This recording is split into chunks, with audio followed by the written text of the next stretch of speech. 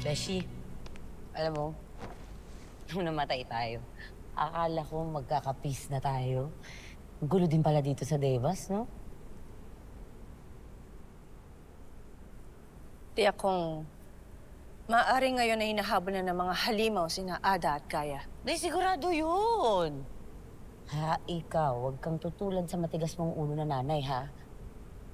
Si Ashti Perena, wala nang pag-asa, hindi na magbabago yun. Ganun na talaga siya. Ibig ko silang hanapin at sundan, Lira. Ano? Saan ka susunod? Sa Balaak? Mira, habang panahon masusunog yung kaluluwa mo doon, ano ka ba? Baliw ka ba? Ano pa bang mawawala sa akin? Ang aking Ada? Maaaring hindi ko na siya makita ng mahabang panahon, kaya bakit hindi ko sila susundan?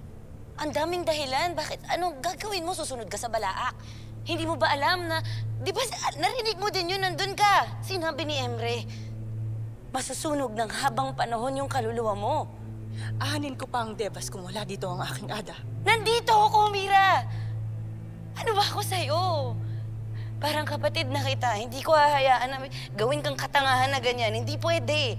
Dito ka lang, huwag ka nang umalis. Madaling sabihin sa'yo yan.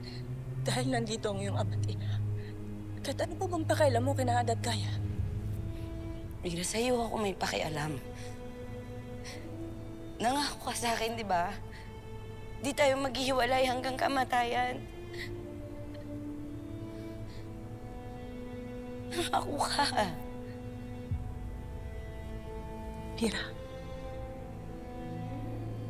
Agapi-abi. Ngunit hindi ko kayang tiisin ang aking Ada. Mira, ano ba?